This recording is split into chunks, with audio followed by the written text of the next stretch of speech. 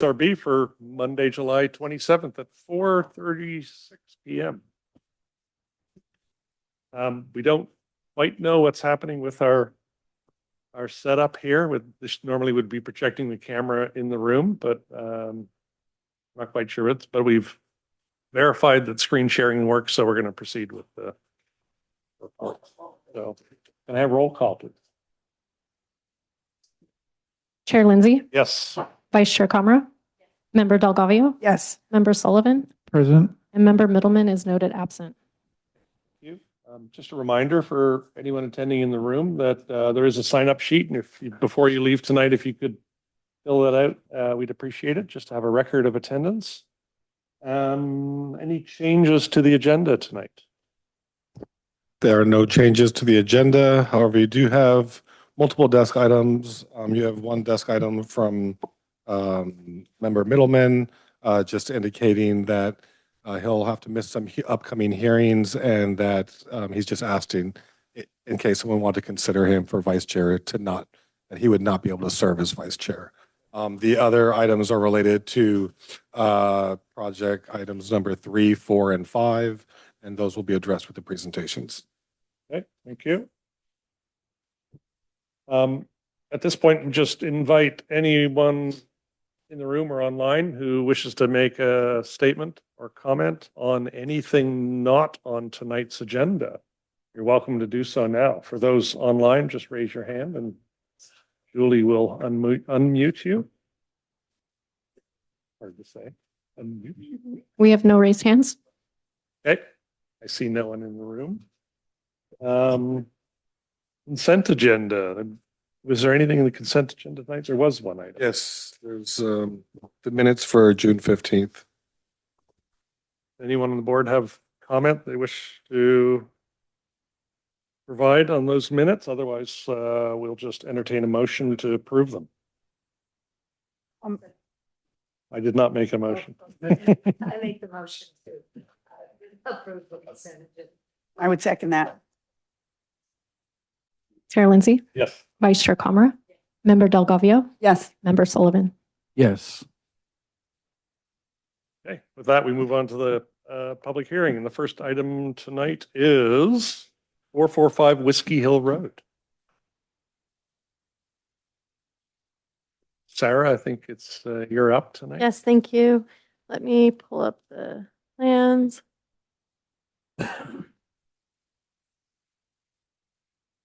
Okay. Great, thank you. And I will be introducing the project at, Oh. I'm sorry. Just before this item, we have to do the nomination of. Oh, yes. I jumped over that one. All right. Sorry for that. The item specifically is the nomination for the role of vice chair in town council meeting in May, I believe it was. Town council approved a resolution on the consent agenda to extend period by 2 years, which the current chair and vice chair could serve. Given that, I'd like to nominate Christine Karma to serve as vice chair for the remainder of your current term. I would second that. If you didn't make a motion, I would. I think that was. Chair Lindsay, Yes. Vice Chair Comra, Yes, unless. Member Delgavio, Yes. and Member Sullivan. Yes. Thank you. Thank you. Thank you. Okay, sorry. Get that out of the way. Moving back to the first item, 445 Whiskey Hill Road, and Sarah's presentation.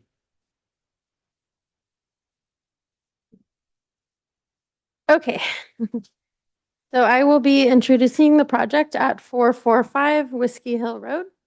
The project includes the construction of a new fitness accessory structure, a detached accessory dwelling unit, an office accessory structure, as well as a lap pool and associated site improvements. The project is approximately 4 acres and it's in the RR zoning district. It's located on Whiskey Hill Road, which is a locally designated scenic road.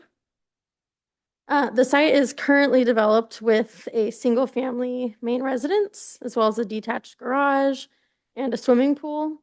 all of which are proposed to remain on site. The new structures are proposed in the southern portion of the property, or like the rear of the property. So it's kind of in this general location. So this, I'll zoom in a little bit. This first structure is a office slash lounge. This one in the middle is a fitness structure, and then this one is an ADU. And then the new swimming lap pool is this here adjacent to these new structures.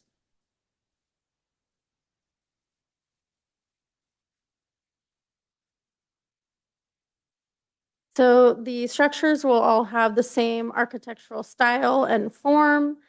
They'll all be less than 17 feet in height, which is the maximum allowed for accessory structures. The materials include wood, soffit, roofing, and stucco exterior, and the shades of brown and beige.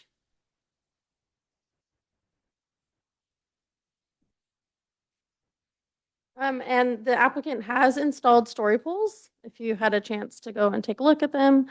And the applicant is here as well for any additional comments, but that concludes my introduction, and I'm happy to answer any questions. Thank you. Does any member of the board have questions of staff? Is that the color board down there? Yes, sorry, and yes, at the end of your table, there is the material board. Both of those boards are for this project. I just had one question about the proposed pay coverage. Is that flexible? It's a concept plan, so they are removing some of the existing paved area and kind of reworking it. So they are reducing the amount that exists today. Yeah.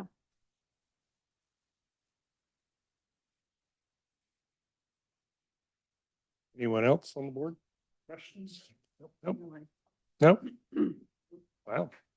Great. With that, we'll move directly to the applicant's presentation, if the applicant wishes to present. Thank you, Chair. I'm Eric Lundquist, Land Use Planning and Permitting Consultant. Good to see you, Board. Thank you for your consideration of this conceptual review item. Thank you, staff, for the presentation. Just a little bit of administrative protocol. I was formerly with Brody Group, now with Lone Cypress Consulting, so you probably saw a letter from them, but now under Lone Cypress Consulting. As you can see from the information presented to you tonight, we took this a little bit further than what would normally be required for the concept review. We're hoping ultimately the board directs staff to consider administratively the final design review so we can move forward with construction more expeditiously. We do believe that the application meets all of the specific code criteria as well as the policies for the town of Woodside related to the residential design standards. I have an elaborate design team behind me. So I just want you to know that they're available for any answers to any of the questions you may have. Jim Toby's here in the room with Leanne Braze. We have individuals from Northworks, the architectural firm, and Hershout, the landscape architectural firm, is also here for any questions. So I'll keep it pretty simple. But again, we do ask for your consideration and direction to staff for consideration of the final design review board. And again, thank you for your time. Appreciate it. Any member of the board have questions of the applicant? Just have one question on the outreach. Oh, yeah, I just have a question on neighbor Sure. outreach. Have you talked to the neighbors, showed them the plans? We have limited neighbors. Right. The Stanford's Equestrian Center surrounds most of the parcel. And then there's under common ownership, most of the parcels nearby. So we have spoken to the others that aren't associated with this property. Yeah.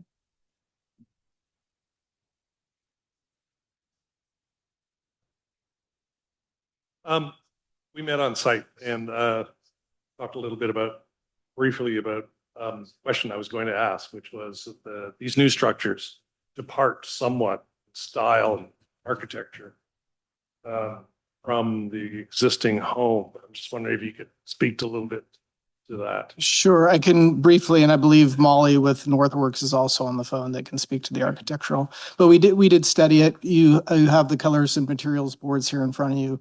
What we're taking into account from the existing home and garage is the context of the buildings, the stucco and the metal seam roof is drawing from the existing architecture. And then, albeit there's slightly different vernacular and form, we're drawing the two together by those features with landscaping and all of the landscaping hardscape. There is separation between the buildings, quite a bit actually, that create further detraction from the architectural compatibility. But I believe Molly is on the line to further explain the study that's been done with related to the architecture. So I'll let her speak. Molly's just been promoted to panelist, so she'll be jumping on in just a moment.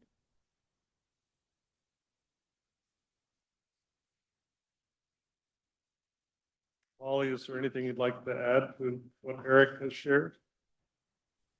Yes, just to echo what he said, the thought was to match the material. So even though the aesthetic might be differing slightly, overall, we're feeling like it blends in well with the existing conditions. And then really melding that with the landscape as you sort of go down that site. The new buildings are about 11 feet in grade lower than the main house there, and then 2 additional feet lower as you continue down that site. So we're really trying to keep a low profile there, but yet, match the same color as the stucco as above. And again, it's about 200 feet away. So we felt like it was almost like a nice nature, element in nature, and really trying to keep that within like the tree and the landscape. And have you considered the stained grade wood plank in this area with the fire danger and that sort of thing, and think it's the best case scenario to use that product? Yes, we are suggesting a product that would meet all the standards. So on the materials board we have here in the room, there's example of flagstone. Where exactly is that applied? What's the material? It that you is referenced?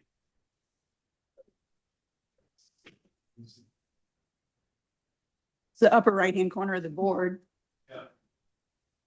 Yeah. There's no signal on our end.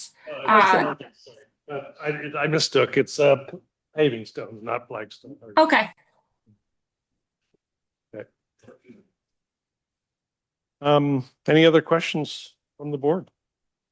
I think you have a question getting back to my original question about the proposed paving area. Are you flexible with reducing that in the guidelines? I realize you've reduced it from what was there, but it's still above what's allowed. Hi, Jim Toby, Leanbridge. I can address that. So we actually worked closely with staff to find out what was the original pavement that's out there. As you know, the town allows basically a grandfathering in of materials that are over the allowable limit, as long as we're taking a 25% reduction in that allowable number. So that number, we worked closely with staff, figured out what we're going to count, not count. And that's how we ended up what we have. So as far as we're concerned at the moment, and we'll obviously confirm that with staff and planning, but we feel like we're at that number that is allowable by staff. Cool. Jim, sorry, while you're standing, given the elevation of the proposed leach field, these new structures, you anticipate any challenges? We may have to do a little pumping, but that's allowed. We have a brand new system going in the lawn area. So that's, we've already thought that all the way through. We've actually gotten the plans, a preliminary septic plan. So we should be just fine there. Okay, good. Cool. Yeah, I have no further questions. Or do I? Wow. Wow. Yeah. Wow. We studied this till. Yeah, just to add to that for Sage's benefit, I mean, I think, with regards to the proposed material palette, modest scale. Just open it up for public if anyone else wants to speak. Oopsie. I'm rusty. Rusty, huh? We haven't had a meeting.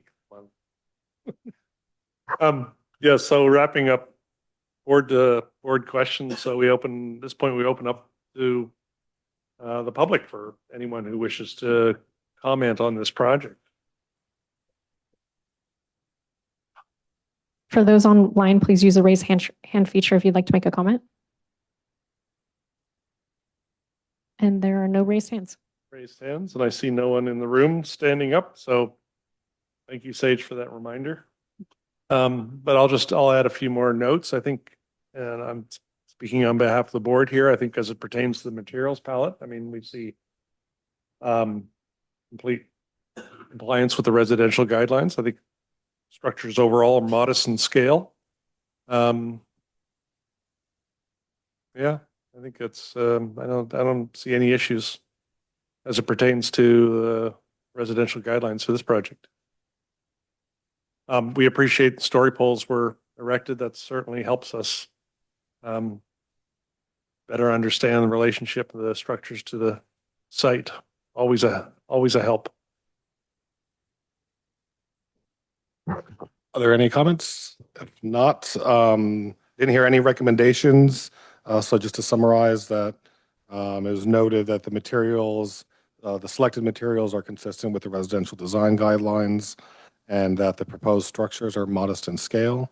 And I did not hear any recommendations for revisions. No. So with that, if there's a motion, and then you can determine if, because story poles have been installed, it should come back to ASRB, or should formal design review be completed with staff? I'll just take a poll of the board with regards to moving directly to staff. Yeah. Lots of nods. Yeah, I think that's. Okay.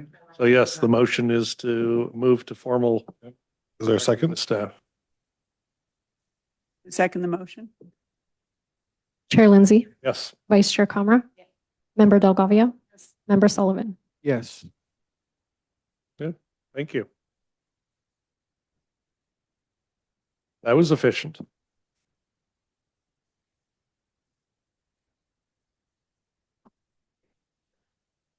Did you want to wrap that up, Sage, with a comment about letter? Oh, yeah, sure. Just so the letter will go out within the next day or two for all those that participated in the project. This decision is not appealable, as it still has to complete the process with a formal design review. Good. Right, moving on to the next item. That would be item 3, 192 Prospect Street. Jillian is presenting. Hi, everyone. I hope you're all having a wonderful start to your week. This presentation is going to include a brief overview of the conceptual design review proposal to complete a remodel and addition with a basement to the existing main residence located at 192 Prospect Street, a renovation of the existing pool, and associated site improvements. Please do note that the future formal design review application is also going to include a proposal to rezone this parcel from its existing RR, rural residential zoning, to residential R1 zoning. We have received 3 desk items in conjunction with this proposal.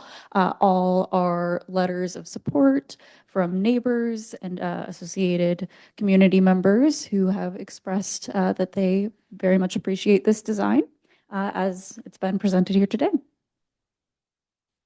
As a brief overview, the subject property is about 0.49 acres total, and it's located at the intersection of Prospect Street and Albion Avenue, so it is within the boundaries of a scenic corridor. The site is currently developed with an existing main residence, which has met the criteria for classification as a historic resource under the California Register of Historic Places, the National Register for Historic Places, and the Woodside General Plan. In addition to the historic main residence, the site does contain a number of accessory uses and structures, including a pool house, a workshop, a pool, and an in-progress accessory dwelling unit. Please note that none of the other accessory uses on property do meet the historic resource designation, so only the house is classified as a historic resource at this time. Can you give us a quick briefing on the difference in the zoning and what the zoning Yeah, absolutely. So rural residential properties typically have a 3-acre minimum in conjunction with their development. As we can see here, this property is considered undersized relative to those standards. And if you look in a little bit more detail on this slide, you can see the setbacks delineated, typically associated with RR, are shown in red here. And as evident by this diagramming, there's actually no legal building parcel on this property. The setbacks make it so that no structure can actually legally comply with the setbacks, given the existing zoning relative to the dimensions of this property and the lot size. There's some small variations to between the amount of developable total floor area, paved area, things of that nature in conjunction between these two parcels. But the size of this parcel would typically be more akin to the R1 property designation that they're seeking in the rezoning process. So as we review it, you look at it through the eyes of the revised zoning to really look for compliance? Yeah, so typically the rezoning efforts are, they're a modification to the town's zoning map, which would be completed via the town council and the planning commission. So you guys don't necessarily need to weigh in on the rezoning. We're just kind of priming you to the fact that this thing looks wacky and out of compliance because they're seeking this extra step that would be ruled on at the council phase.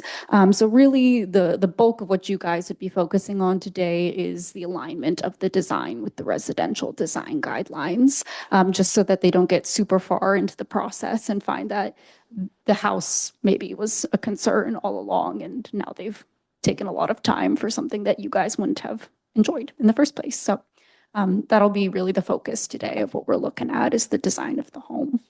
And I just want to add that it's important to understand its relationship to surrounding zoning. And so on the north side of Prospect Street, in which this property is an RR zoning district. And once you go further north, there's much larger properties that meet the 3-acre minimum lot size. But if you look across the street to the south on Prospect Street, those are much smaller properties that are similar in size and shape to this property, and those are in an R1 district. So it's just kind of expanding the district boundaries to include that parcel. Yeah, so as Sage mentioned, if you look these parcels, you can see are relatively akin in size. And those are all R1 zoned, whereas this side of the street is R currently. Sorry, just close on that. So historically, nearby examples where the zoning change was successful, similar request? Or is Yeah, I mean, this- there's different. I recall one property on Greenways. And so when you go like halfway up Greenway Street from Alameda de las Pulgas, it's R1 zoning. And the properties about halfway up the street got larger into 1-acre parcels and they were zoned to SR. One of the property owners was right on that border and they were in the SR district, had a larger lot. They proposed to split those lots, but they had to rezone it to R1 to do so. So they proposed from the SR, proposed the R1, did the land division, and because it now met the minimum lot size for R1, was able to build 2 houses on that lot. That's one example. We don't get a lot of these, but it's kind of, if this was in the middle of a large zoning district, it's something, I mean, people call it spot zoning. That's not the right definition of spot zoning, but you want to be careful of doing that. In this case, it does relate to the zoning across the street. Thank you. All right. All right, so just a quick overview of what's being proposed at this time for you guys to look at. The applicant has proposed construction of a new addition to the main residence consisting of 2 wings on the north facade of the structure, as you can see here in yellow, one of which contains a basement. This lower one on this sheet is where that basement is proposed at this time. The applicant has also proposed a complete demolition and rebuild of this front porch here. The front porch was actually a later addition that's not a part of the historic home. So demolition of that portion wouldn't constitute destruction of a historic resource because that in and of itself was not part of the historic resource. And they're also looking to do a slight remodel of this pool. You can kind of see that delineation between the existing and proposed. Slight addition to size, but almost identical in footprint. So minimal change to the land disturbance there. As mentioned, there's going to be that proposal for RR to R1 zoning, which will shift our standards for allowable TFA and paved area a little bit if that does proceed. Just one brief thing to note as well. As you can see here, there is going to be a need to seek some variances as we're working on an existing building envelope and doing some additions there. And even with the rezoning, this house is going to struggle to comply with the setbacks, but it's further constrained by the fact that it's a historic resource. So we're kind of working with what we've got here. And they're looking for some variances to setbacks as well as to height in the front for that addition to work onto the constraints we have from the historic resource. The proposed main residence remodel clearly distinguishes the existing historic home, which is characterized by hip roofs and air-appropriate colors, materials, and forms from the main residence addition, which are characterized by gable roofs, darker colors, and distinct modern materials such as corrugated roofing and aluminum windows. You can see between these slides that the historic home is shown in these white vertical sidings, and the additions are clearly distinguished in darker colors with these variable forms. This is informed stylistically by both the Woodside Residential Design Guidelines and the state's standards for the Secretary of the Interior standards for the treatment of historic properties and their standards for rehabilitation of historic buildings. There are clauses about making them aesthetically divergent so that it's clear that you know which parts are historic versus modern. They did do the extra mile work of engaging the town historian at this conceptual design phase. Our contracted historian does believe that their design is in general compliance with the Secretary of the Interior standards relative to those rehabilitation efforts for historic resources. Here's our digital material board that we have on file. This is conceptual, so they weren't required to submit physicals at the time, but you can see their materials are generally in alignment with the Woodside Residential Design Guidelines, even operating under the constraints of deviating from the historic structure for the additions and maintaining the existing character of the historic home. We do have members of the 192 Prospect team here in person. They are available to give a presentation shortly, but if you have any questions for staff, I'm more than happy to answer at this time. Okay, thank you. Any member of the board have questions of staff? Okay. With that, we'll move to the applicant's presentation.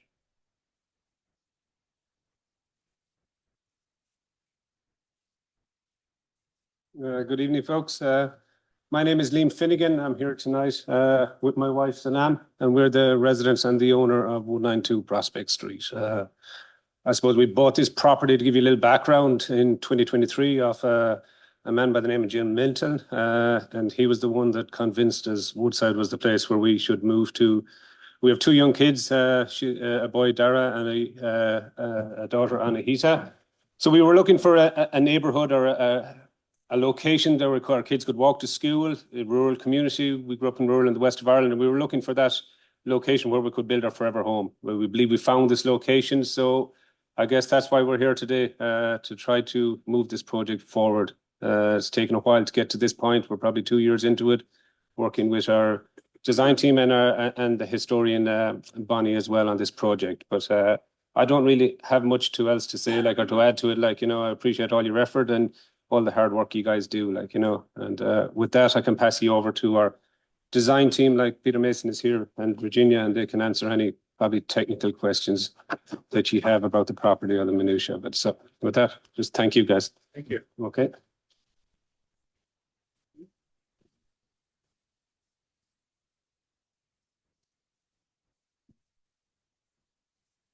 Good afternoon. You're going to get two of us today because, as you've seen from your packet, this is a very complex project. And so we're going to tag team on it, and then we're going to still tag team on the next project that's in front of you, which is also ours. So I'm Virginia Dare, and my husband, Peter Mason, is the principal of Mason Architects.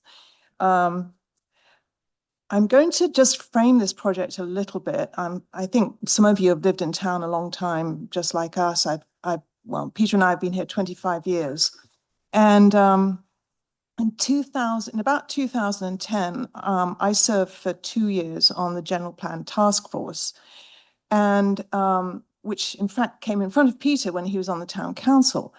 And at that time, two very significant houses that qualified for the National Historic Register were demolished in town. And there was a lot of conversation about how we preserve Woodside's historic resources. And that resulted in policies written into the land use element of the general plan, the housing element of the general plan, the historic resource element of the general plan. And they all supported sorry, I'm reading my notes, but it's helpful to me. But, the preservation, the rehabilitation, and the adaptive reuse of properties like this and structures like this. And some of those policies have actually disappeared from our new housing element in the general plan, mainly because I think we're now so focused on, the numbers that we have to create in terms of our housing stock. But I think we can all agree that the fact that the Finnegans bought this beautiful little house and they decided they wanted to keep it and that it would become the sort of linchpin of their project is admirable, because actually what happened from there was that decision, engendered a multitude of challenges. And Liam referred to the 2 years that he spent, that we've all spent on this project. The last year in particular has been very intense because we started a design that looked different from this, in fact. And unfortunately, we got shut down on it because it didn't provide enough differentiation between the historic resource and the rest of the project. And at that point, we decided that we'd take a different approach, and that the new addition would now become part of the sort of compound of the rest of the property and would coordinate with those pieces and would allow this historic resource at the front of the property to shine. And hopefully we've done that a little bit. You did read all about this probably in the design narrative that we sent to you. So you know what I'm talking about. I'm really just sort of touching on a few important items. And Gillian has described very well this idea that, we discovered also that we needed to rezone the property because not only was there no building envelope, it would actually be very, very difficult. This house is very small. It's 1,600 square feet. Now, obviously, there are parts of the world where that is really considered not at all small, but we have, there are only 2 bedrooms currently, and with a growing family, that's really not, very practical. So there were design objectives here that, excuse me, I'm dusty, that we needed to meet for the family and for a modern lifestyle. Excuse me, I am coughing. I'm going to hand it over to Peter because he can address the sort of specific elements of the design that you might have questions about. And I will just stay here and assist him in that. So hopefully that was helpful. Thank you very much for your service. I really appreciate it. I was on town council for 12 years and know exactly what goes into both ASRB. I was on ASRB for 4.5 years. So I know what goes into your job and I know what goes into the town council's job. Shangri, you want to go with the first one, or Yuki? So this gives you an explanation a little bit in terms of what, and I forgot my laser. As you can see, what Sage was trying to point out was that the area across the street, on the left-hand side, the ones on the, so that's the same size as the lots across the street. And having those constraints to it just makes doing anything with this house kind of extremely difficult or impossible. So there's a bunch of little exceptions and variances and that kind of stuff that are going to be part of the overall process. This is what we started off with. On the left-hand side was the existing house. On the right-hand, that's the existing house. And then the right-hand side shows you, how the overall build out across the property is. So we started off by doing a ADU. And just to point out, working through this process, we kept Sage and the planning department updated as what we were planning and the overall, so that they were, everybody knew what we were doing. So when we got to can you go to the next slide? This shows you a little bit about the historic house was actually only 740 square feet. It was a square structure. It was built in 1887 as probably one of the first or the first house in Woodside. And it was actually built before there was a subdivision. So when they did the subdivision, they pushed it to, minimum front setbacks and everything else. So was there. The next thing that was done was about in the 20s and 30s. There was the porch was added in the 20s and 30s. And then there's a section in the back, which was the bedroom wing. And it extended out and it was flush with the front of the existing historic structure. So as part of the process and working with Bonnie, the historic consultant, we pushed the bedroom wing back about 5 feet. So in the first rendering, you saw how it accentuated the house itself as the historic structure. The one in the back isn't necessarily and the bedroom wing isn't historic. And so we were doing the same thing we were doing with the addition of the kitchen structure where it has to be something different. So we changed the siding, we changed the windows, we did a bunch of other stuff like that, as well as pushing it back to accentuate that. All the other development that we've done on the site, we decided the kitchen should be in keeping with that family. And that really allows it to differentiate itself from the historic structure, which we personally think works pretty well. So what we created is a little village of similar structures as well as accentuating the main house.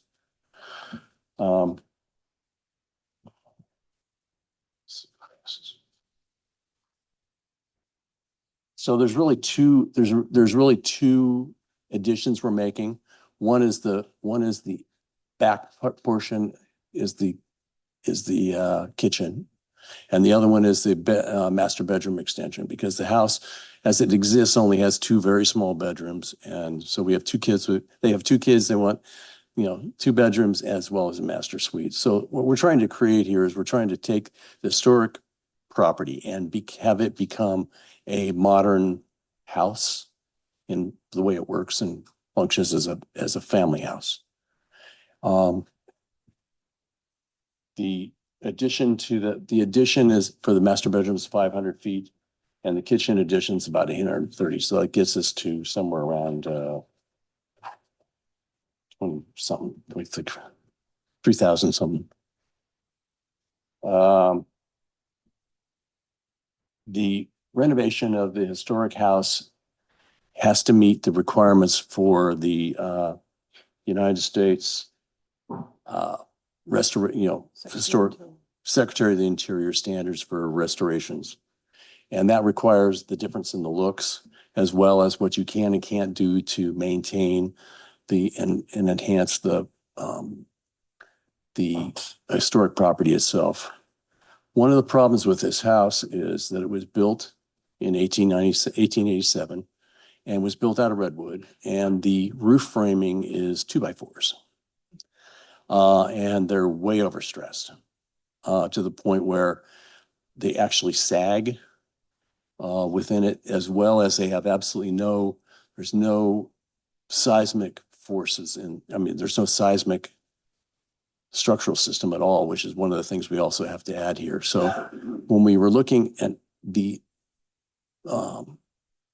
front porch is not structurally tied to the house itself, and actually has fallen down a couple of times and been rebuilt, and it's not historic in any way. And so what we were looking at doing was trying to get the house to get the structure of the roof to deal with the lateral forces of the way that's built. So there's a glass section that's reminiscent of what the existing porch has. And then we wanted to turn the entry to be off of Prospect and not off of a crazy little stair that comes up to the front of the house, which doesn't work very well in the rain and all the other stuff. So, that's the basis of that. We know that this property has a lot of paved area issues, like everyone does, as well as, how we tie everything together. So we've been working with staff on the paved area, and we'll continue to do so as we move forward. But the paved area works in relation to the R1 zoning, which is good. There was a question in there about the fencing. So the existing fence, go back to the photos. Yeah, so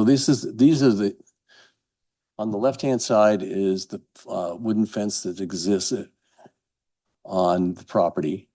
And it's very similar to the one that's across the street, on Prospect on Albion. And so there's a couple of corners where it intersects with what's allowable for a fence. And we do have a pool, so you have to have a cohesive fence system for fence enclosure.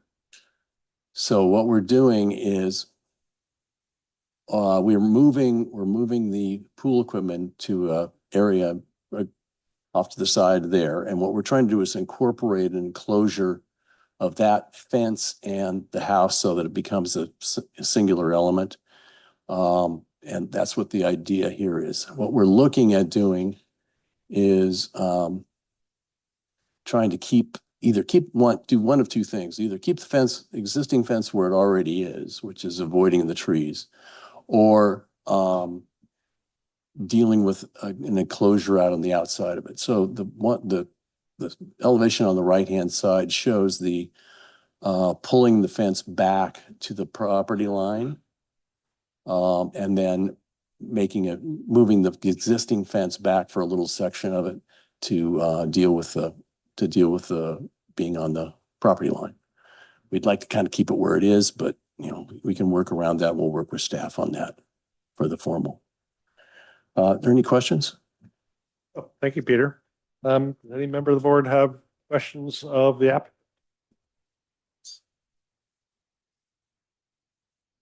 Okay, great.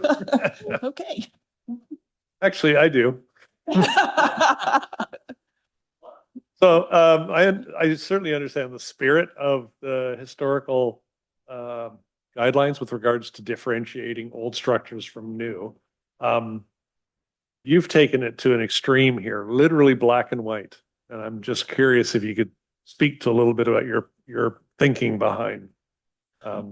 Well, there's two parts. There's two parts to that. One is, and if you look at the right-hand side of the structure where the existing addition is on the right hand, that feels like it's part of the house, and it kind of follows the historic thing. And when working with Bonnie, she said it really has to be quite different. And the rest of the property, we're doing it's not black, it's sort of a darker brown. And I think what it does is it helps to delineate and show the separation of the two structures. So that it really points out that the house is special, the old house is special, and the rest of it falls. If you look at that elevation or that rendering again, it falls to the background. The type of wood, is that just a cedar? Yeah, it's a cedar. It's a, Yeah. it's a dark stained cedar. Just has the eight. Yeah, Yeah. So they're all the rest of the house, buildings on the site. So we would really sort of wanted it to recede, actually. And in addition to that, it's really extraordinary when you read the Secretary of the Interior, you know, this long document they have that talks about how you comply. They show you some extraordinary examples of what they consider to be acceptable. You know, I mean, I can't say that I really like them, but you know, that's what they want. And they'll show you a modern glass extension next to, you know, a Victorian structure, you know, which is, that's what's required. So we wanted it to recede. And we really wanted to be part of an overall site feel. So that it feels like it's part of. Another third it's another- component. Another part of it. So it's fitting everything together. I know it's not something that you often see. So. Okay. Well, part of the roof, That's one of the things you have to do. the structural engineer was quite clear that he felt that in the event of an earthquake, that the porch, if it wasn't actually connected better to the building, that the porch could come off the building and actually damage the historic structure, which is obviously not something. It'd be sort of really like the don't tail, want that to tail happen. wagging the dog. And in addition to that, obviously, this is a residential use. It's not just a little museum somewhere. People are actually living in this, so it needs to be safe in that regard. Excuse me. And the intent is to remodel the other existing, in addition to the ADU, the other existing structures will be remodeled. They're to already- match- No, they're already, done. they're already done. The ADU is under construction. Yep. The other two structures are permitted already. And this was the next step. Yeah, they aren't under construction, I don't believe. Not yet. They will be shortly. Yes. Okay. Okay. Any other questions? Otherwise, move on? No? Okay, thank you. Thank you. With that, we open up to public comment. I remembered this time. So anyone in the room or online who wishes to make a comment regarding this proposal, welcome to do so. As a reminder for those online, use the raise hand feature if you'd like to make a comment. There are no raised hands. Okay, we did receive a number of desk items in support of this project. Good. So that close public hearing, move to board discussion. Anyone like to kick us off? Well, I walked by this house a million times and when it was in its dilapidated shape. And I think what we've done is it's just wonderful. It fits in with that whole prospect, all the other houses. It even fits in with the house of the process. Remain at sort of structure and with all the additions. I think it's just a beautiful project. And totally commendable that you had to go through what you've gone through for 2 years. Bob? Yeah. No particular comments beyond what's already been brought up. Good. Yeah, I think it's a fascinating challenge. I think the decisions around the contrasting aesthetics of the new construction benefits from having all the additional structures that'll help bring it in line. Yeah, I think it's quite an elegant solution to this problem. I have no concerns with regards to visibility from surrounding neighbors or the street. I know that was brought up as a potential area of concern, but none with mine, and I'm quite happy moving this forward directly to staff for formal. So this doesn't have story pools up. So it would, and part of the reason is it requires all these additional entitlements. And so they wanted to put story pools up when they're kind of ready to go ASRB Planning Commission Council to minimize the time that story pools need to be up. Are story poles required as part of the rezoning? What happens is all the the project all at the end has to be approved by the town council because they have to take action on the rezoning. So you couldn't really say approve the setbacks without the rezoning. So at the end of the day, the council will take final action on all the entitlements. The ASRB and Planning Commission will be providing recommending roles. Is it also town council's responsibility to take any action regarding the fact that it's a historical property? There's no special entitlement needed for that. The way that's kind of really handled is through CEQA. And so by having a building that is consistent with the Secretary of Interior Standards, it could be exempt from CEQA, but there's no special entitlement needed for it. Okay. Sage, is it possible to have planning commission do formal? The way the code's set up is that the ASRB has to see the story polls. They could, I mean, at this point, we could bring it back if the ASRB wishes on consent to the ASRB. And then if there's any significant issues brought up at that time, it could be pulled off consent. But according to the code, without the story polls, it needs to go back to ASRB. Right. Does anyone on the board have concerns with regards to it going straight to consent? Yep. No. Okay. All right. I think that's our position.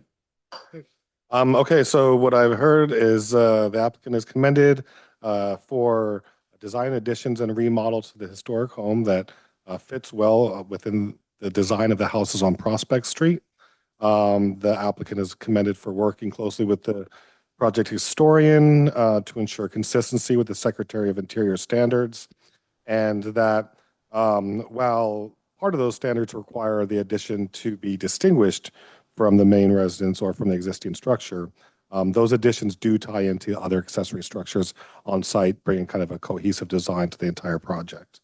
I didn't hear any recommendations for changes. Other than that, it was noted to move the project to the ASRB for story polls on consent. And then after that, it could move on to Planning Commission and Town Council. Paige, I do think you want to add that the applicants have gone to a lot of neighborhood outreach, and all the neighbors, or at least the neighbors around them, are very supportive and have written recommendations. We can definitely include that.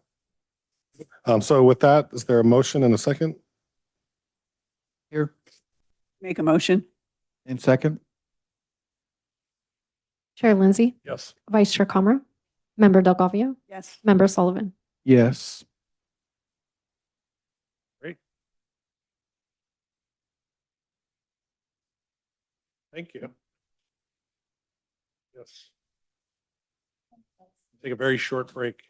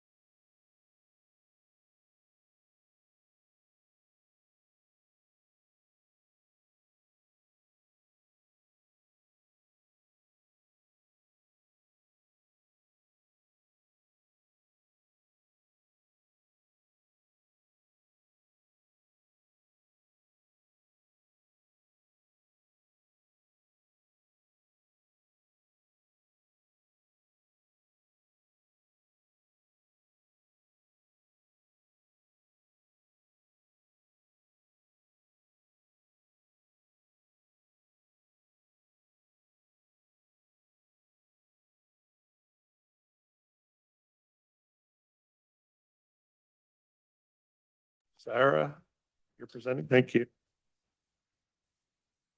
Yes, thank you.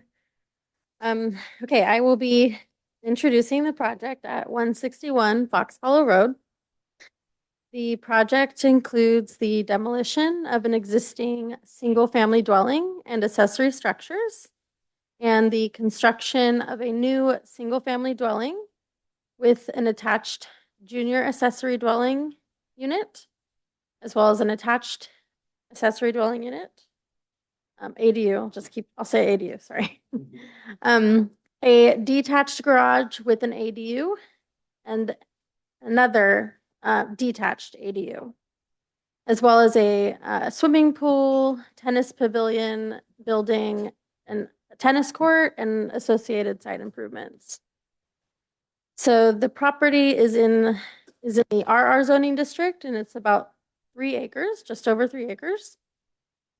It's located off Fox Hollow Road, which extends off of Woodside Road. It's currently developed with a single-family main residence and accessory structures, all of which are proposed to be demolished. The new main residence will be located in the same general area as the existing residence. And the main residence will include a JADU on the basement level. And then this portion here is the attached ADU. The detached garage is proposed here adjacent to the main residence, and we'll have an ADU above the garage. And then the detached ADU is down here closer to the front of the property. In front of the main residence will be the sort of like outdoor recreational uses, which includes this lawn area, a swimming pool. They also have a bocce ball court here. And then also they're proposing a tennis court here in this location and the tennis pavilion kind of right adjacent to it. There is, actually, before I get there, the existing driveway is proposed to be removed and relocated. So let me show you where the existing driveway is. Let me go back, sorry. So the existing driveway is kind of center in the property and it just kind of extends straight in. So they're removing that driveway and relocating it to this kind of corner of the property here. So there'll be new driveway and new parking and a new fire truck turnaround. On this adjacent property over here, on this like right side of the screen, so that's kind of like south of this property, there is a horse trail and an easement that extends the entire length of this property boundary. And we did take the project to the Trails Committee at their July 9th meeting to review with the Trails Committee to see if they had any comments they wanted to express kind of in relation to the proximity of the tennis court to that horse trail. So the committee had some concerns about noise, potentially about fencing, but overall they gave comments mostly concerned with potential noise impacts. I'm going to go to some elevations. So the main residence and the accessory structures will all have the same sort of architectural style and form, and they'll all have flat roofs. The main residence will be 2 stories with a basement, and it'll be about 24 feet in height. And as I mentioned before, the detached garage will have an ADU above. So that's the structure here. The materials for all of the structures include wood panels, concrete, stucco, wood sunshade louvers, aluminum windows and doors, and some areas with green roofs. And the color palette includes muted earth tones in shades of brown, beige, and gray. They have not installed story poles yet. And we did receive a few desk items. One was an additional letter of support from a property owner, a neighboring property owner. Part of the packet was a number of letters in support for the project. A second desk item was a letter from the geotechnical engineer, just describing some areas on site that have 35% slope and those areas being man-made. And that was just in response to some of the items called out in the staff report. And then the last item was just the summary comments from the Trails Committee. That concludes my presentation though, and I'm happy to answer any questions. Thank you, Sarah. Does anyone on the board have questions of staff? Does the ASRB get involved in conversations about the horse trail and proximity to some of these improvements, or does that really fall to staff and planning and other folks, not ASRB? You know, the ASRB looks at site planning, so all aspects of site planning are looked at. But that's why we have, you know, a number of different committees in town. And, you know, you have some comments from the Trails Committee to consider. The code, the reason this was brought forward is that tennis courts can be closer to a property line than structures can. And so because the tennis court is still further away than what is the minimum required.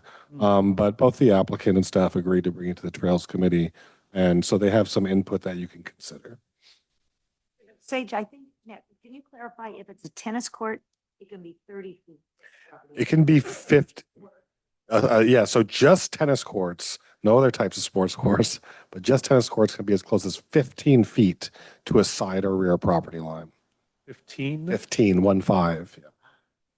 That's something that probably the planning commission and council should think up, because I've not been to a tennis court outside that has been I mean, that doesn't now know I'm strong and paid for pickleball courts. So to think that this is never going to be a sport court If the town received a call, it would be a code enforcement item. They would have to remove it and restore it. That extra stone with 3 children and you've got a bocce court, they're probably going to have lines for pickleball. I can't assume that. It's just, this is what's allowed. And if they are going to, if someone designs something that is well smaller than what a tennis court is, tennis courts have typical dimensions. And if somebody shows us something well smaller than that, it's clearly that you can't just put a label of tennis court on it. And so, but that's what's being proposed and that's what the code allows. If people install basketball hoops or change it to a pickleball court or something else, that would become a code enforcement issue. And how do we deal with the fact of the horses being afraid of balls and fence and corridor that was created? Can you answer how that's worked out? Oh, sorry, I missed the first part. A couple of different things. One, I had read that there's a concern, obviously, with the horses and the tennis balls or pickleballs, whatever they are. And that there's also a fence situation where you'd create a corridor for the horses to be afraid to walk down the corridor. Yep. How is that being? So those are things I believe the applicant can probably best speak to it, but I believe their goal is to propose additional landscaping. And again, they can correct me if I'm wrong. I think they're still proposing open style fencing on that side. And so their goal is to just kind of screen it, provide more dense landscaping to help minimize on the visual and noise impact. Okay. Any other questions? No. So just a question for me regarding attached ADU. We've reviewed a number of detached ADUs that are placed within the setback by state law.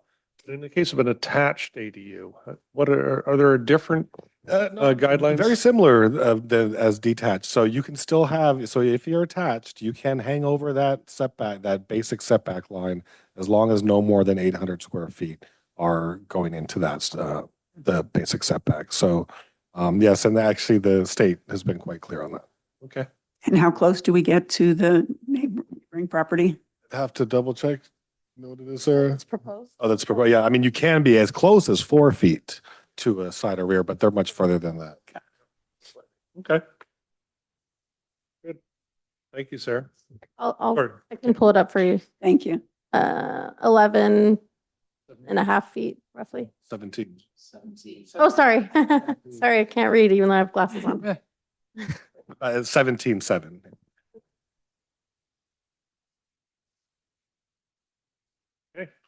All right.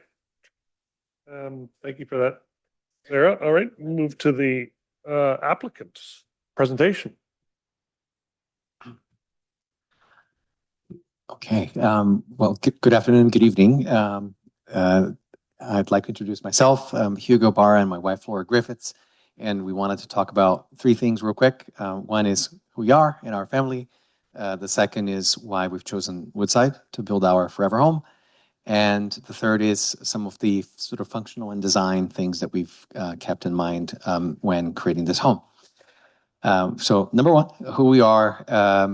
Hugo and Laura, we've both been residents of the Bay Area for, a couple of decades. We have three babies, girl, boy, girl, Anna, who's 4.5, Mateo, who's 2, Alex, baby girl, who's 6 months, day after Friday this week.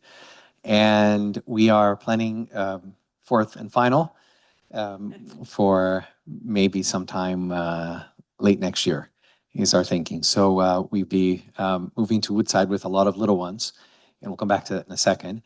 I wanted to talk about why Woodside, and maybe for that, start with Laura's story with Woodside, which I think is worth hearing. Maybe real quick, my love. Hi, everyone. I'm Laura. I'm so excited and unbelievably nervous to be here. So I just wanted to say a little bit about my relationship with Woodside. I've been coming to Woodside I realized when I was thinking about talking about this today, more than half my life at this point. So I moved here as an undergrad, and I discovered Huddart Park very early in my first year as an undergrad, and I started coming here every single weekend. So whether it was hot or cold or raining, I'd go hike in Huddart Park every single Sunday morning. I'd come back to my car with my hands so cold I couldn't even get back into the car because I couldn't click the key. And it's just been my sanctuary. Coming to Woodside has just been my favorite place in the world for forever now. It's been where I've formed all my most meaningful friendships. When I was in business school here and I saw a girl I liked the look of, I would say, basically, like, will you go on a date with me and go hike in Woodside and see if we're going to be friends? The first thing I ever asked Hugo to do with me was to go hike in Woodside. Sure. So it's just been a dream for me forever to live here. And I can't believe we're actually here with the chance to do it.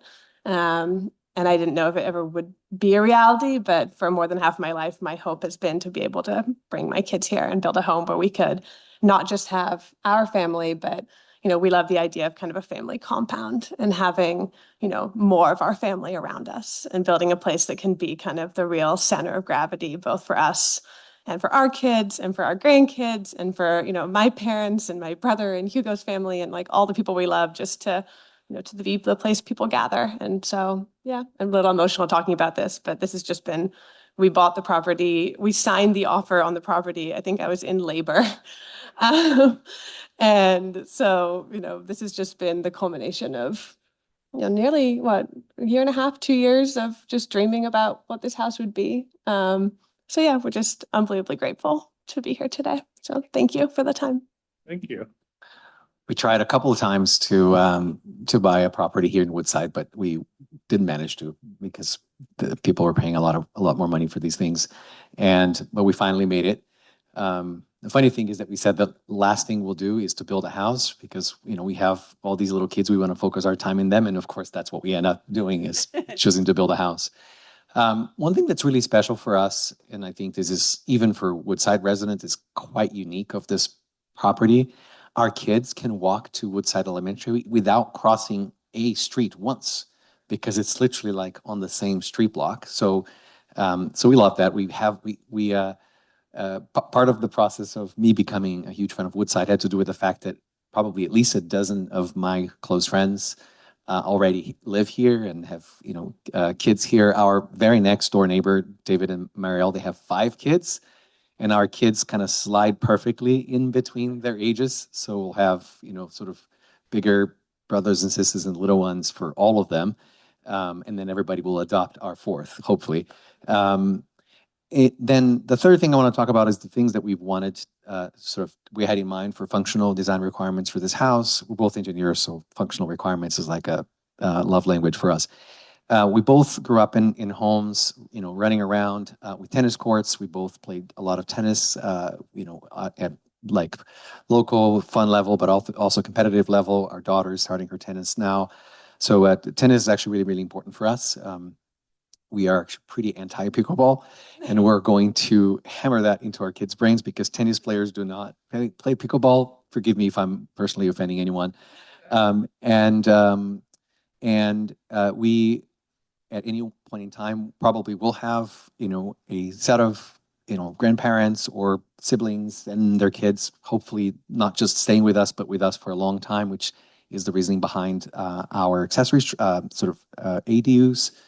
What else? What am I forgetting, my love? These are all the main things, but we could talk for the whole day about every little piece of this house and why we thought about it in this way. My mom's an architect, and my mom also did a lot of architecture stuff. So we just want to build a beautiful home that we can be in for forever. Yeah, the architecture style that we've chosen is spiritually sort of an honor to my mother. Thank you.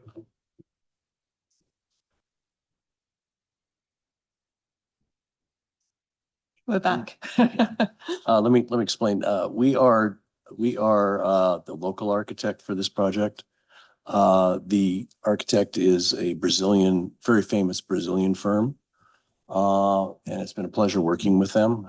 They do a lot of modern houses, so do we. I mean, so we have a lot in common in terms of what's going on. So it's been a pleasure working with them.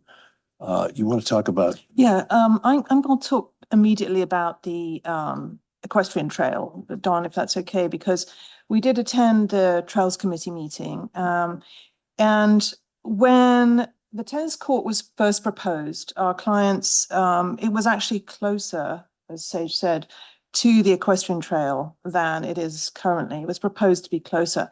And when the team talked to our clients about how significant equestrianism is in the town of Woodside. I mean, I'm an equestrian. My husband has been an equestrian in the past and still owns a horse, mine. We explained, this issue of, noise, activity, potentially, being an issue for horses. The conversation moved to, let's move this tennis court back as far as we can on the site, given that this actually is quite a steep site. And there is the only flat area for a tennis court is along that southern boundary. So the team, and with permission from the owners, we moved it back to the 30 feet. And an additional conversation was had about, the possibility of replacing the fencing with solid fencing so that horses wouldn't be spooked by movement, noise, etc.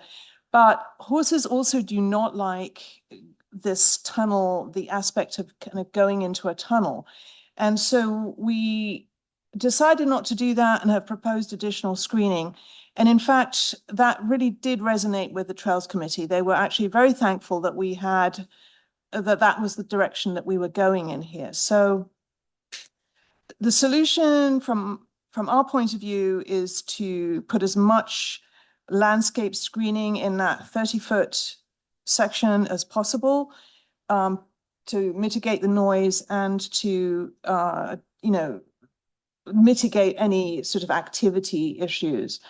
Really, there is nowhere else on the site for the tennis court to go. So The vineyard part of this property? the vineyard is at the front of the property. Yes, if you've been on the site or driven by, the vineyard's at the front, but It's in pretty bad shape. Yeah. It's not really it's producing not doing anymore. anything, and it needs to be. It's going to be removed, in fact. So yes, you could pull the tennis court further towards the street, but again, it's still going to be up against that equestrian easement. So I suppose you could say don't have a tennis court, but I think that was really one of the overarching goals that our clients had when they selected this property. Thank you, Christy.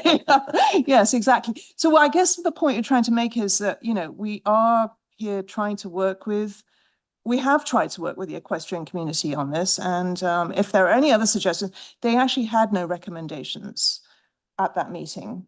We did ask Sarah afterwards, so there were no recommendations. There were no recommendations.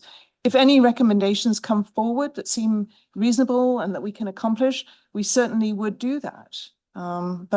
But they seem to be satisfied with it, although, you know, questions, you're on horseback. It's always a challenge. Peter. Okay, so the design itself, if you go to the first couple renderings, Yuki, can you go to the two aerial views? No, go to the, yeah. Okay, so this kind of explains how the property works. The existing house has absolutely no relationships to its site. And I think what the design team was trying to do here was to create one, views from the house. So it's got kind of that lazy L that looks towards the Western Hills.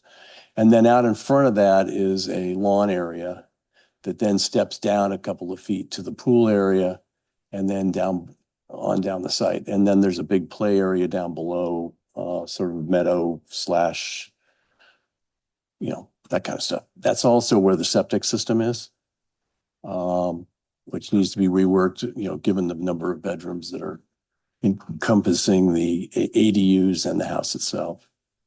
The other thing we tried to do was expand on by using green roofs to limit the impact of the buildings out there and make it so that it doesn't feel like it's a village of little buildings sitting all over the place.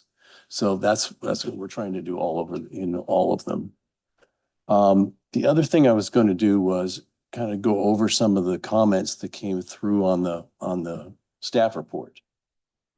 So one of those deals with the garage heights and how that is, and how it's slightly over the TFA and that kind of stuff. So one of the issues with that is that the walls that were drawn on the plans are a little bit too thick. So we've deducted that down, and then we've looked at the separation required for the height of the ADU in relationship to the property line.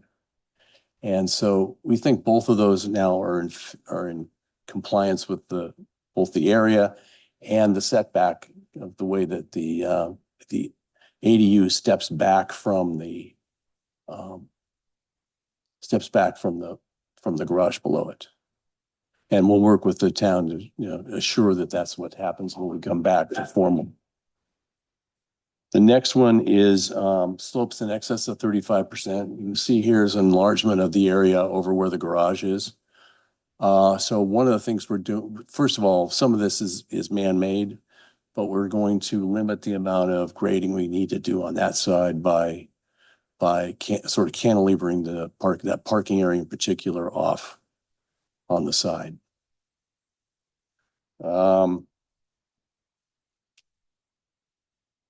Floor area calcs, we will work with the town on floor area. We think we're in compliance with the floor area.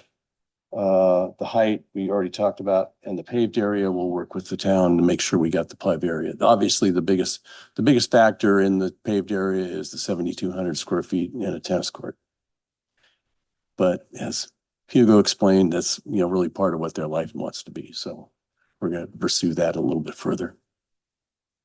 But there are some things we can do to cut down some of the paved areas so that it, you know, like the parking area that's down by that lower ADU, that can go into a grass pavers type situation where it's, you know, it's just the rings that create the. How much would that reduce it, Peter? We can get it to within probably around 3,500. It's 5. Versus the Yes. 5 to 6, yeah.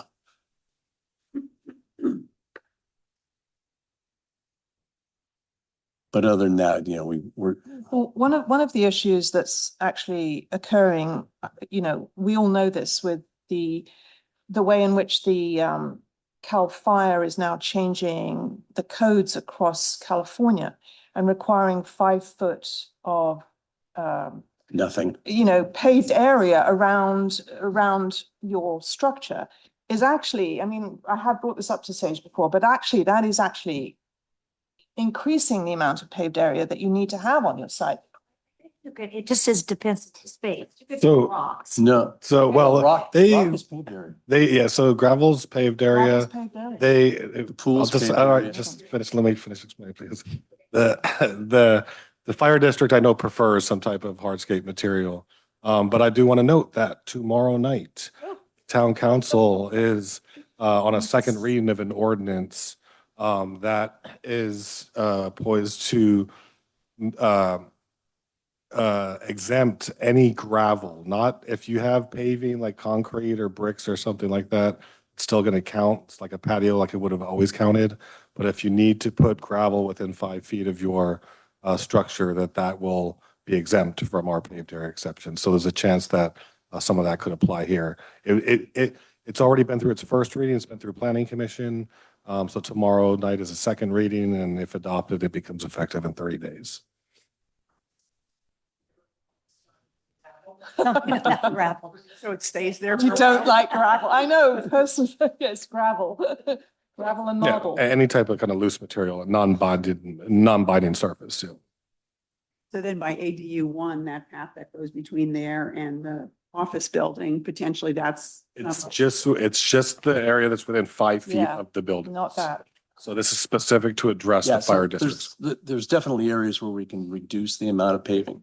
I mean, And get it down. There'll be a needling all the way around a little bit in terms of where you really need it and where you don't. And that's one of the things we need to work on. And we'll work, I mean, and one we'll of- go one of- review with staff. one of the other issues that comes up is that the more ADUs that you have on site, which the state wants, the more you have to access them, right? With paved area. So, you're in a little bit of an awkward situation if you actually max out the number of of ADUs and you're not using the primary driveway to access them. There's sort of constraints there too. So it is quite complicated. But we're working to solve it. Any questions? Nope. Any questions? And then there's a materials board to reviewed, so it's all Yeah. it's concrete, wood, modern vernacular. Would there be any consideration on the ADU 2 if the orientation of the kitchenette went to the opposite direction, that it wouldn't get as close to the setback?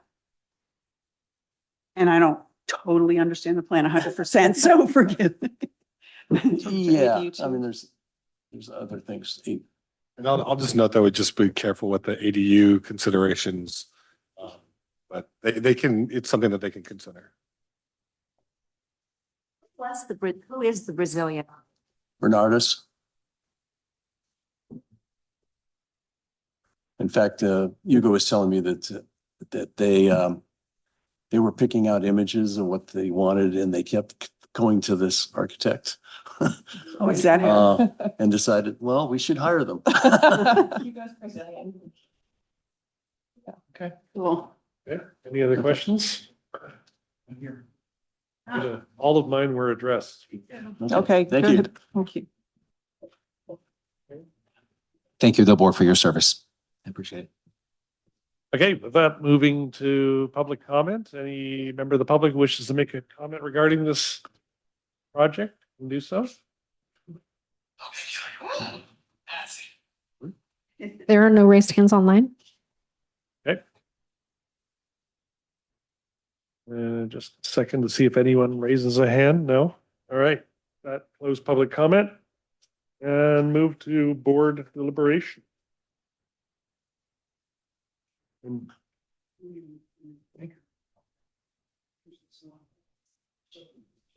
Microphone. Yes. Thank you. Yes.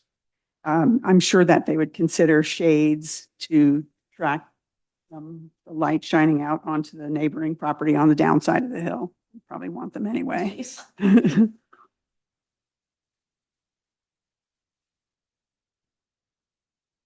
That's all I got. Okay.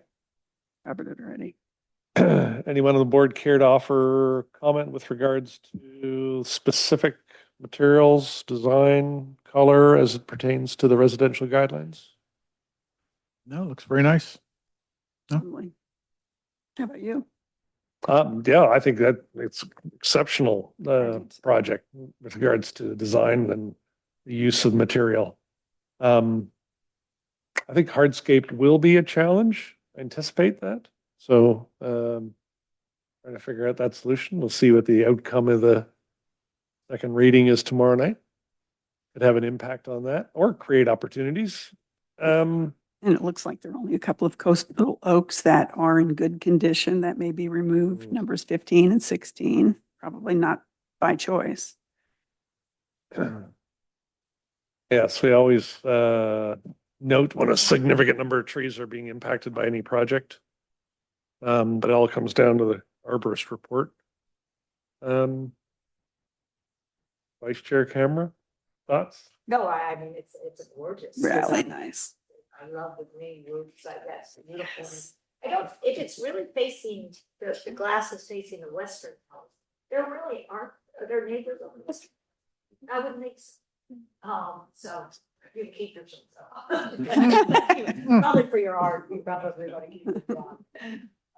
No, it's beautiful. It's proper. The thing I would be interested in is seeing the story poles and letting the neighbors see the story poles, because I think a couple of those garage height and something else higher than what's allowable. Just make sure there's no. We're working on that.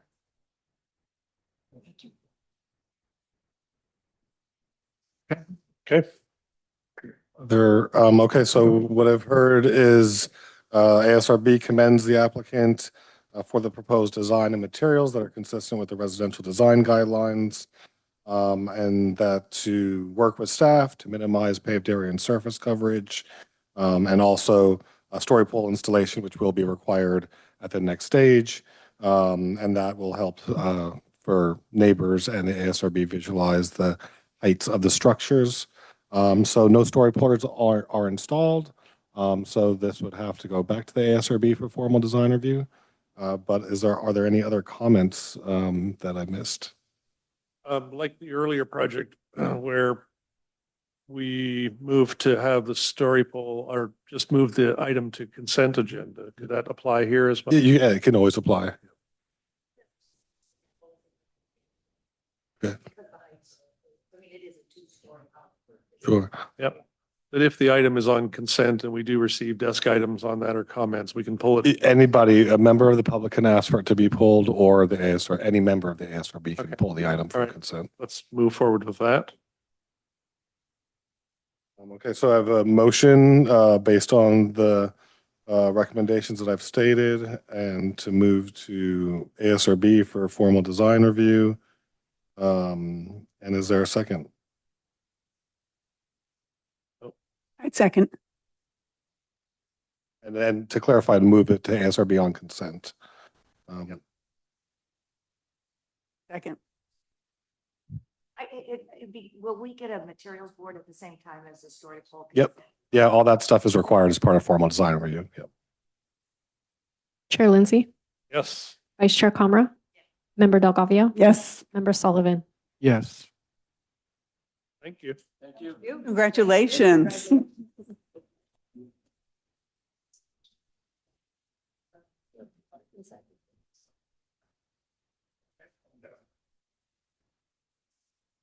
Last but not least. Okay. Moving to the last project. I've done the light bulbs first and last.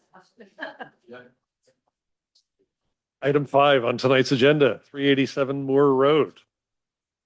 And Diego is presenting.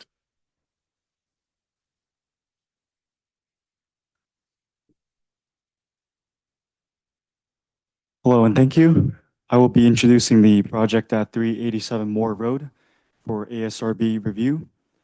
For this conceptual design review project, the applicant is proposing to construct a new single-family dwelling with a detached garage, an accessory structure, and associated site improvements. To give a quick background related to this project site, there were two previous iterations that went before the ASRB, as well as the Planning Commission, most recently in 2023. And as mentioned in the staff report, the applicant did not submit a complete building permit application from that previously approved project. The building permit application has since expired, and as this project is a new design with significant changes to the building footprint from what was previously proposed and approved, this project is being brought to the ASRB tonight as a new CDR. And as the planning director mentioned, there is one desk item related to this agenda item, labeled as desk item number 5. It's from the neighbor to the northwest of the project site. The adjacent neighbor states that given the locations of the proposed structures being near the other properties, the applicant should look towards adding additional landscape screening between the residents at the project site and the nearby residents, especially to the north and west. Should the board provide the recommendation to add landscape screening, staff would work with the applicant during the later stages of the design review to address this neighbor's request from the desk item.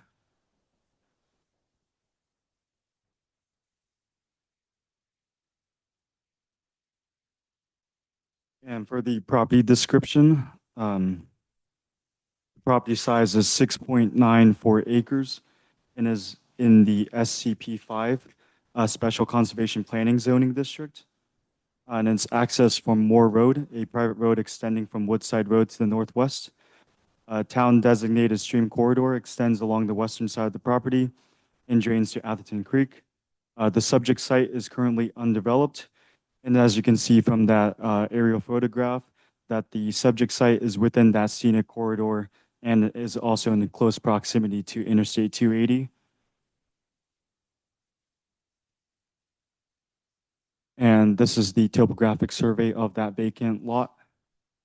And as noted in the staff report, that clouded outline that you see on that upper portion of the lot is the building envelope restriction that the applicants are restricted to as a result of that lot creation parcel from 2014.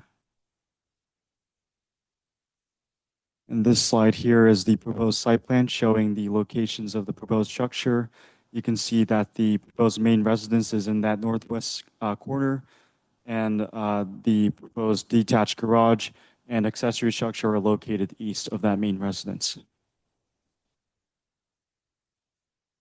These next few slides are the proposed elevations, starting with the main residence / dwelling. The top shows the north elevation, the uphill side. The bottom rendering shows the south elevation, the one facing Interstate 280. This is the east elevation for the proposed main residence. And the bottom shows the west elevation, also facing towards Interstate 280. These are the proposed elevations for that detached garage and accessory structure. And as noted in the staff report, the accessory structure currently does not qualify for an ADU because there is no full bathroom. But should the applicant want to create this into an ADU, they can work with staff during the later design review stages. Although not required for conceptual design review for physical sample materials, the applicant has provided digital samples, so including that vertical wood siding. They have a split face limestone veneer, stucco finish, concrete retaining walls, turtle glass, which as noted in the staff report would better shield light emissions towards Interstate 280, as well as painted steel and metal roofing. And these last couple slides are additional renderings provided by the applicant, starting with additional renderings for that main residence and additional renderings for that detached garage and accessory structure. That concludes my presentation. Staff is happy to answer any questions. Story poles were installed at the site at least 10 days prior to tonight's hearing date. And the architect is also here in person to answer any questions. Thank you. Thank you. Any questions for staff? What did the house look like that was approved? Do we have a picture? Sure, I can show that. Yeah, there was a couple iterations on it. I happened to work on them. They were similar in in terms of, kind of placement and footprint, materials changed in a couple different iterations, but I can show you.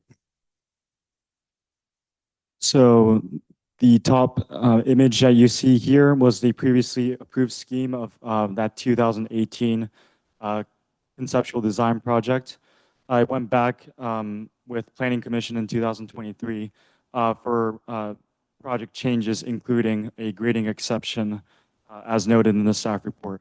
And the one that's being presented tonight, the new scheme, is shown in this bottom image below.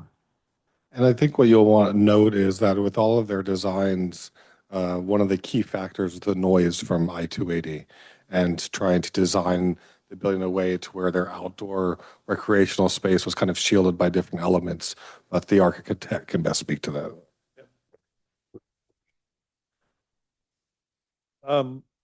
In the previous iteration, was the planning commission step required because of the amount of grading or grading variance? Yeah, if I recall correctly, the very first design did not require a grading exception. Then they made changes to where a grading exception was required. So that was part of the approval of the second design. We don't have those details at the conceptual level. The applicant can maybe give a guess if they think they might need a grading exception or not. We just don't have those details yet.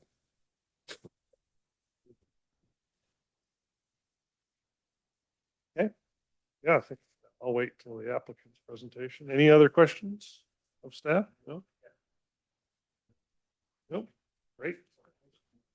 That will move to the applicant's presentation. Welcome. Hi, everybody. My name's Nick Miller. Press the red, Nick. Sure. Oh, nice. Thank you. I'm used to that, though. Yeah. So I've been involved with this actually in the previous iterations as well. So I've been to the site a lot. I think I've gotten 5 ticks over the years there, walking that site. Yeah, the weeds are really high there.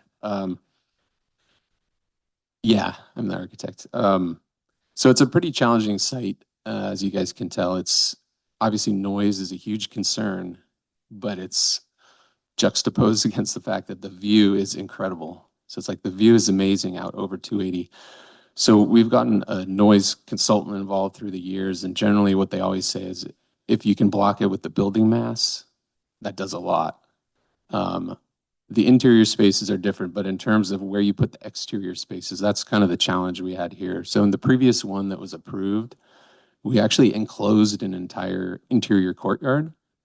And then there was a number of reasons why the previous owners decided not to move forward with the project. But now with this iteration, we kind of changed the approach. So we're trying to make sure that the outdoor space has a good connection down to the yard.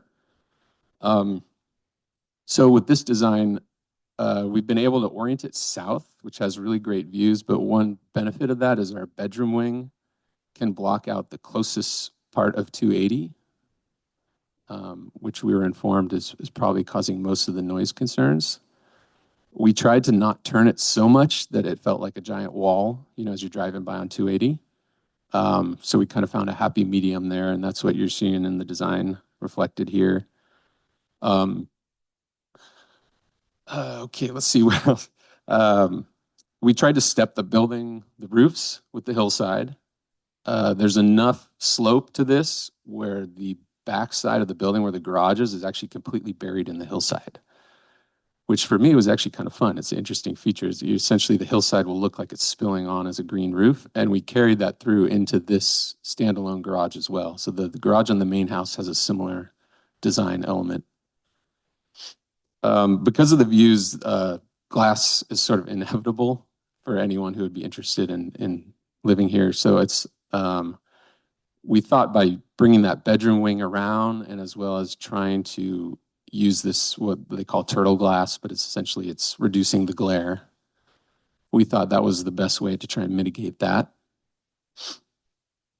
Did you, sorry. Yeah, go ahead. Did you expand on this specific sentence here associated with this? So I just want to understand. When located 10 feet above finished floor or facing 280 view corridor. So, Yes, that's kind of a carryover from what was previously approved, and that's what had been suggested to us as the best thing we could do to mitigate it. I could see an argument there could be on all of the faces facing 280, perhaps it could be beneficial. Yeah, I think that's something we would consider. Another thing to add on, someone had commented, the neighbor, about screening trees, and we're 100% in favor of that. We would like that as well. There's something kind of interesting about the site is all the neighbors are actually screened from the site just by the natural topography. But 280, everyone sees it as you're driving by 280. There's a lot of trees there, but everyone will see this structure as they drive by on 280.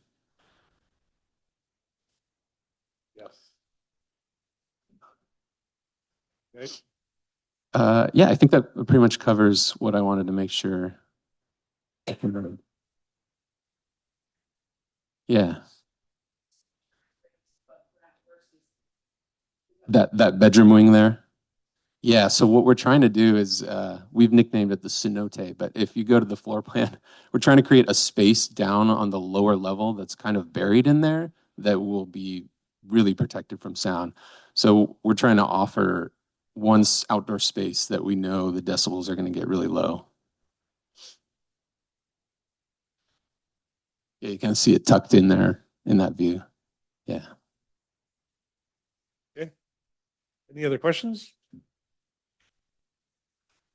Oh, can I add one more thing? Sure. I just wanted to point out that we actually left the driveway. We made sure the driveway could remain from the previously approved one. Jim Toby's here, but we did a lot of work previously on trying to design the driveway, did the lease cut and fill. So that was one thing that we wanted to make sure we maintained with this new design. Thank you. Thanks.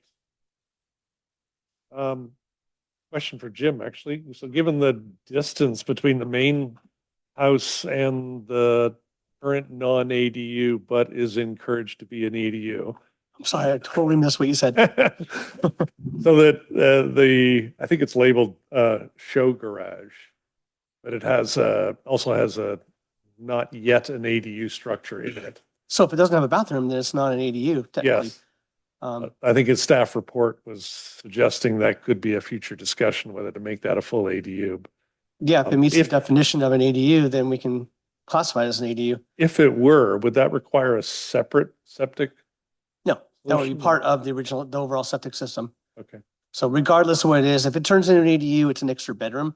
So we'd have to enlarge the septic a little bit, but it wouldn't, you're still going to bring everything to the same septic system, and there's plenty of room on the site. Okay. It's not like a lot of other projects we work on, we're fighting, trying to find every little square inch. There's plenty of room on this site.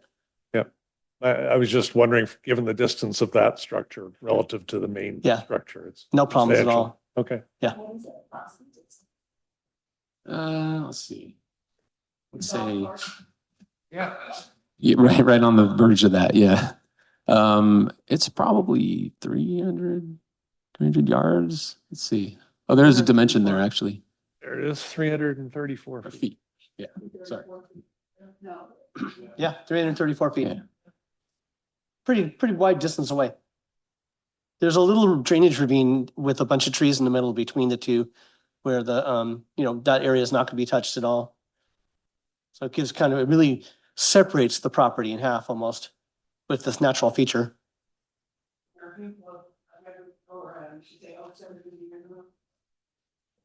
We're trying to keep as many as we can. I think there's a cluster of 3 that get really close to the house, and we're probably gonna have to remove one of those, but the other ones will remain. Yeah.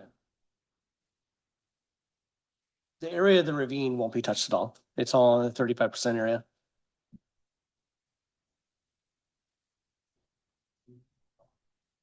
Any other questions? I think for me, the walking the site and standing in the story poles, looking due south is 280 is there, present. Light emission is a big concern of ours in the residential guidelines, and just don't know how those are going to reconcile each other. Scenic corridor, straight view to 280, a wall of glass. So is turtle glass going to solve that problem, or is it what we want to avoid is a beacon on the hill? Yeah, I understand. Yeah, I think we would be totally amenable to trying to reduce the amount of glass. Right. Is For it sure. realistic to consider a lighting study to see what potential impact is? What would that encompass when you say a lighting study? Modeling the light emission from the house relative to the distance 280 is probably over a half mile, I think. Yeah, I've never done that before, but we could look into it. Yeah. Yeah, I Have you would done a say job like also, that? just, I know you guys have looked at turtle glass before. It's something I've seen on a lot of projects in Woodside, and it does reduce the glare quite a bit. It might be something we can share, maybe the specs of the manufacturer that demonstrates how much it reduces. I mean, the whole Yeah. point, why it's called turtle glass is, my understanding is, it was in an area where turtles in Florida, they were worried that the light emissions might disturb the reproductive of the turtles that were migrating there. And so they come up with this glass that really limited the amount of glare coming out of it. So that really made a big difference. So Is that the origin of the name? that's the my turtle? understanding. I've heard. That's the story I've heard. Yeah, this is my only area of concern. It's just this potential impact of the light emission from this product.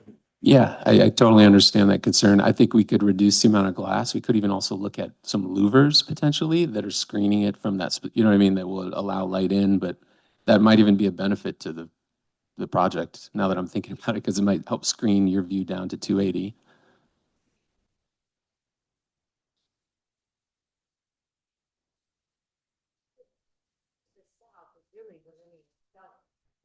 I mean, if you're not really, there's not neighbors.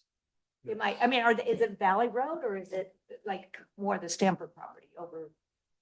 The linear accelerator is really far away, but Yeah. it is that direction. It Yeah, is that for sure. direction. Yeah. So the it's not, Stanford property. it's not, the light's not going down to Valley Road, right at the end of No. Moore Road.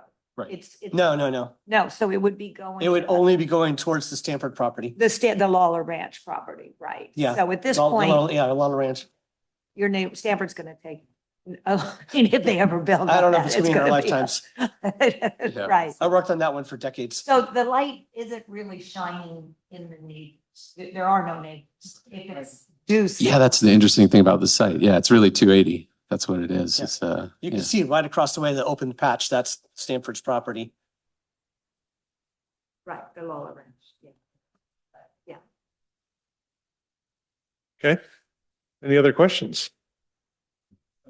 And I do have to say, I know that it is a scenic corridor, and so you don't want, we don't really want the light, and we've looked at other houses along here. And I notice when I'm driving from Sandhill to Woodside, I keep looking, and you're so busy on the freeway. Yeah, you're not gonna see it very much. I'm like, where? I mean, there are a lot of I did trees that there as well. too. I've, You do that? I've done some dangerous things when I was You trying cut to. down a lot of trees a number of years ago, but there's still a good screening going on. There's quite a bit of screening. I know when I tried to look at houses there, it's either get in an accident or, yeah, you're not really seeing. I've worked on this property for so many years. I keep wanting to look up there and I can't hardly find it when I'm driving on 280 myself. Yeah. So it is really hard to see. But yeah, Don, I think we're totally amenable to trying to reduce it somewhat and add some louvers, something like that. I think could probably pretty easily solve. Okay. No more questions?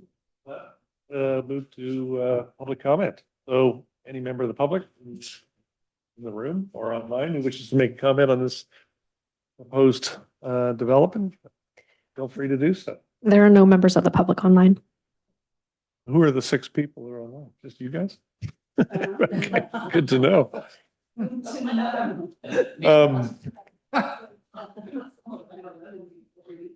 All right, with that would close public comment and board deliberation. Anyone wishes to sort of summarize their thoughts on this and next steps? Appreciate it. No comments from me. It's a very nice project, and being set way back away from the highway like that should be no issues. I think if we get the commitment to look at some of the light emissions that might create or stop from creating the beacon on the hill, I think it's a beautiful property. I think they've done a wonderful job with the finishes and the architecture is beautiful. Well, I lived on Moore Road for 18 years, so I know that whole property and it's a beautiful street. It's a gorgeous street. I think the design is gorgeous. I think it's better than the original. I'm not sure if that was worse, the original. But it was. Sorry, but I do like it a little bit better. It definitely seems to modernize it, and the materials really do fit. In that side of the hill. That, the sandstone is just, most of the time it's never bringing it there that much. So, maybe. But I like the project. I think that the more you can bury into that hillside, the less noise you're going to get. The green roofs are pretty special too. Good. Yeah, I think it's a grand project. I do like the fact we've taken an approach of trying to bury as much of the structure at the rear into the hillside. We'll see whether it requires a grading exception or not. In terms of colors and materials, I have no concerns. But I do think that lighting remains a concern. And for that reason, I'm going to add to the motion that it does come back to the ASRB, even though story poles are installed. I think coming back to the ASRB with some sort of proposed solution, or at the very least that the problem has been looked at more methodically to understand what any potential impact there is, given that it's a scenic corridor. Yeah, I mean, we would just prefer if it either comes back or doesn't come back with the recommendations. It's going to come back. Yeah, so if it needs to go, so formal design review will require a lighting plan. So it'll identify these particular exterior light fixtures is what's provided. And then the comments I heard is that the applicant was commended for using materials and colors that blend in with the site and to partially build into the hillside for both structures. The applicant is recommended to look at light emission and ways to minimize light emission, such as reducing the amount of glass, using turtle glass throughout the project, to include the specifications, to identify the amount of lighting to be reduced, the light emission to be reduced, and to consider using louvers on some or all of the windows. And the applicant noted that in response to the desk item that we received, that they would provide landscaping between the main residence and the northwest property line shared with 545 Moore Road. And then with that, there was the comment to bring this back to the ASRB for formal design review.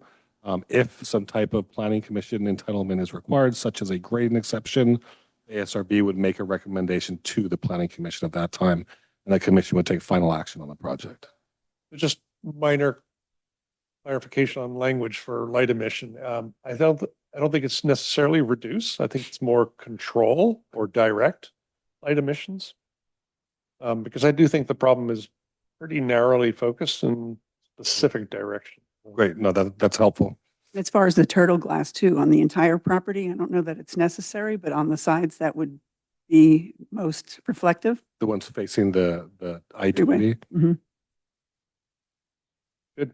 You have to say from a visual standpoint of turtle glass. They use them on a lot of commercial buildings. One of the pictures you showed us. And maybe for light emissions, it does make a difference, but from a size standpoint, it doesn't have the same look. Most of the other classes. I don't want to force them to use turtle glass. So I just want to, but I would like to hear from the entire ASRB. So I've heard to use turtle glass in some areas. I have one member say no turtle glass. Just say no. So I just want, so It's got its own look. with the motion, that should just be clarified and then the second in the vote. I think it's, I'll see if I can take a stab at refining it. So I think it's as part of the overall light and emissions solution. If turtle glass can play a role in that effectively, then I think that's fine. And if Uber and other options help Yep. instead. Yes, they can provide any, they'll be coming back to the ASRB so they can identify what they've done to look at controlling the amount of emissions and the direction.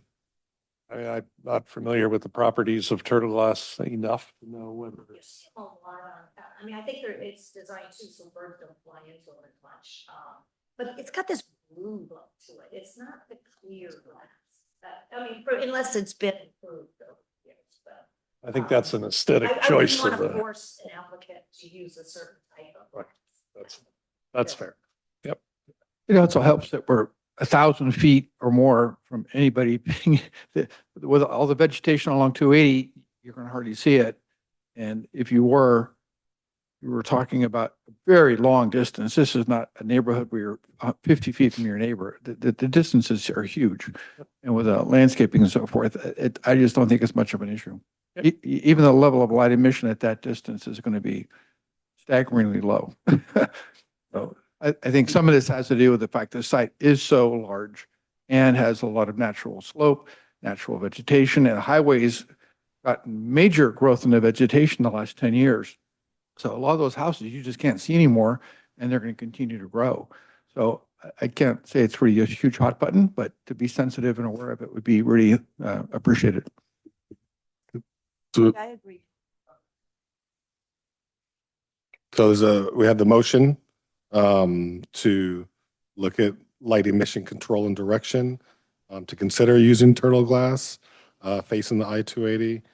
Include the specifications of any turtle glass being used, to identify the light emission reduction, to consider louvers, and the applicant can also provide other ways that they may find best to control and direct the light emission. I'm trying to avoid us just simply approving turtle glass as a proposed solution. Yes, understood. And then noted that the applicant has agreed to install landscaping between the northwest neighbor at 545 Moore Road, and to bring this back to ASRB for formal design review. Is there a motion? To be clear, I mean, even the neighbor, the desk item we received talked about close proximity, but the home is situated well within the setbacks. There's no variance required here. That's correct. Okay. Is there a motion? I'll make a motion for that. Yep. Second?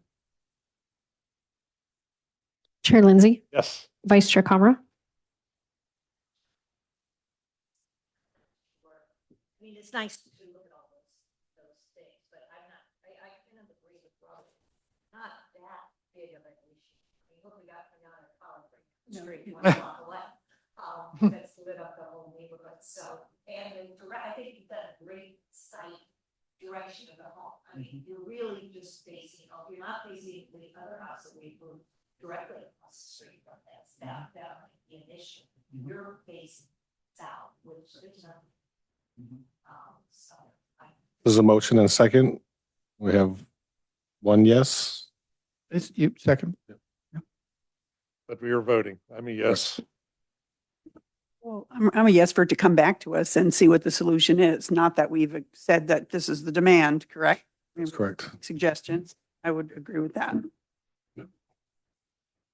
Vice Chair Kamra, I would have approved it just to go on to your department's building project, so I'm not quite sure how to vote. There's the motion that if you don't agree with that motion, then you can vote against it. If you do agree with the motion, you can vote for it. If you'd like the project to move forward, if for instance, if we had a 2-2 vote, that would be a denial. And the project wouldn't move forward in that case. It would need to come up with some other, well, we'd have to have a new motion. That motion would fail. Yes, for me, and you're the fourth vote. So we have three, and then so you're just saying no, or? No, that would not be my motion. Okay. So it's a 3-1 vote, so the motion passes. Okay. Technicalities. So that completes this item. You'll receive a letter the next day or two, outlining the next steps. Thank you. Thanks a lot. We'll be back. We'll see you soon. Yeah. Thanks. We know his name. Okay, last item on the agenda is director's report. Yeah, I'll just quickly note, with the director's report, one of the main highlights we talk about is just the number of units, residential units being permitted. So in June, there were 2 more ADUs, no single family dwellings permitted. Through cycle 6 through June 2026, we have a total of 89 ADUs and a total of 36 single-family dwellings with permits issued. And I think we're poised in July probably to have at least 3 ADUs, but we'll run those numbers at the end of July. Okay.